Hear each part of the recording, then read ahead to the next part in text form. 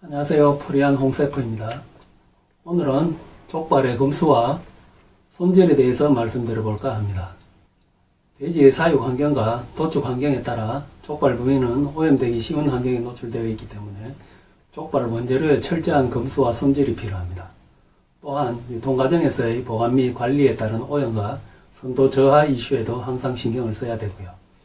금수와 손질이 미흡하여 최종 소비자에게 전달되는 음식에 하자가 생긴다면 그간 어렵게 쌓아온 명성에 타격을 입을 수 있으니 꼼꼼하게 손질된 좋은 식재료는 다른 어떤 테크닉보다 음식의 맛에 지대한 영향을 미치므로 많은 신경을 써야 하는 부분임을 명심합시다. 첫 번째로 족발의 무게에 대해서 말씀드리자면 평소 일정한 크기 및 중량의 족발이 공급되는 것이 가장 좋으며 평균 1.85kg의 무게가 가장 적정한 크기입니다. 일반적으로 목표 무게의 오차 범위가 100g에서 200g을 넘지 않는 것이 좋은데요. 왜냐하면 족발의 무게는 수익률에도 영향을 미치는 부분이기 때문입니다. 세팅한 양에서 너무 적거나 많지 않도록 꾸준히 확인하며 검수해야 일관성이 유지됩니다. 다른 한편으로는 옛날과는 달리 음식의 양보다는 질과 개성을 더 중요시하는 시대이므로 양을 많이 주면 1차적으로는 고객들이 좋아하는 반응을 보이지만 결국 맛이 없으면 양은 중요하지 않게 됩니다. 반대로 양을 적게 주면 1차적으로는 반응이 덜 하더라도 결국 맛만 확실하다면 양은 그다지 중요하지 않음을 실제 장사 경험을 통해 인지하고 있는 부분입니다. 그 다음 두 번째, 선도 외관에 대해서 말씀드리자면 족발이 핑크빛의 핏기를 돌며 절단될 부위에 뼈가 깨끗하게 잘려있고 선명한 붉은색의 고기가 좋은 상태입니다. 요리의 맛에서 가장 중요한 것은 좋은 재료이므로 반드시 합리적인 가격에 좋은 재료를 사용할 수 있도록 노력하는 것 또한 중요합니다. 세 번째, 2차 손질에 대해서 말씀드리겠습니다. 유통업체에서 매장으로 공급되는 족발은 기본적인 손질을 거쳐 제공되기는 하나 반드시 자체적으로 2차 손질을 거쳐야 하는데요. 매장에서 2차 손질을 하지 않아도 될 수 있도록 업체에 지속적으로 요청해 볼 수 있긴 하지만 그만큼 전문성을 가지고 세심히 처리해주는 업체는 드문 게 현실입니다. 그렇지만 족발집에 전문적으로 납품하는 업체 중에 2차 손질이 필요 없을 정도로 잘 정리된 족발을 공급하는 업체도 있습니다만 찾아내기가 쉽지는 않습니다. 물론 저희는 그런 업체를 선정해서 장사를 하고 있습니다. 그렇더라도 족발 손질은 사람이 하는 일이니만큼 가끔 실수가 있을 수 있으므로 관리자로서 더블 체크하여 확인하는 습관을 가지도록 하는 게 중요합니다.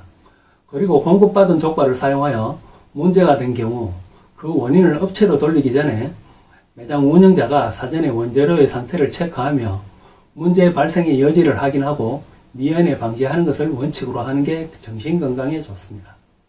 네 번째로 물혹, 결정종이라고도 하는데요. 굉장히 신경 쓰이게 하는 부분인데요. 이걸 놓치거나 간과하고 족발을 삶으면 어떤 때는 물혹이 터져서 종물까지 버리는 경우가 발생할 수 있으니 매우 신경 써야 하는 부분입니다. 물혹은 족발의 어느 부위든 생겨날 수 있는데요. 매끈한 족발에 볼록하게 튀어나온 부분이 있다면 칼로 구멍을 찔러 혹 안에 액체를 빼내거나 심한 경우에는 해당 부위 전체를 도려내주는 게 좋습니다.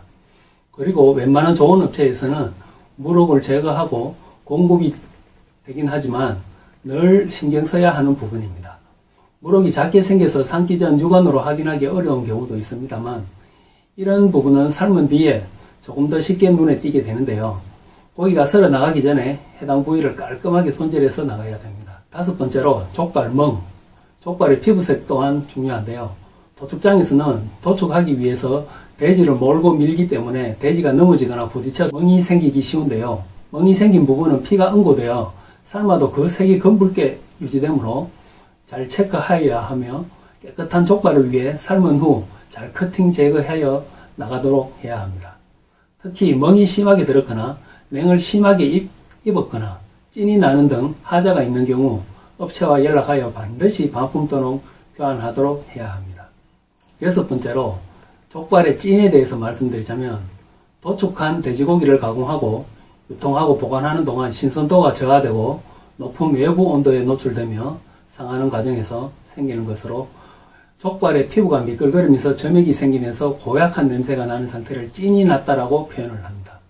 경미하게 찐이 난 경우 족발을 솔수세미로 닦아서 미끌거리는 점액과 냄새가 사라지도록 씻어주면 해결되는데요. 솔수세미로 닦았음에도 족발의 상태가 심하게 미끌거리면서 냄새가 난다면 되도록 폐기해야 합니다. 이러한 족발을 지속적으로 사용하게 되면 심한 경우 시육수마저 상하게 만들기 십상이니 정말 조심해야 합니다. 7번째, 족발의 장틀. 고객의 입장에서는 아무리 족발이 맛있어도 털이 있으면 일단은 혐오스럽게 생각합니다. 족발을 썰어 나가기 전에 족발의 피부를 손으로 만져보면 까끌하게 장틀이 남아있는 경우가 많은데요. 그런 경우에는 1차로 면도칼을 사용해서 족발의 장틀을 깔끔히 면도해주고 2차로 토치를 이용하여 태워 없애줍니다. 그리고 발가락 사이의 털은 면도칼을 사용하기 어렵기 때문에 토치를 이용하여 그을려준 다음 뼈칼을 이용해 피부 각질층과 함께 도려내는 방식을 사용하여 해결하면 됩니다. 그리고 또 미처 제거하지 못했거나 삶은 뒤에 확인되는 장틀은 토치를 활용하여 태워서 제거해주며 토치로 태워도 잔유물이 남아있는 경우가 있으므로 커팅 시에도 잘 확인하여 제거해주는 게 좋습니다.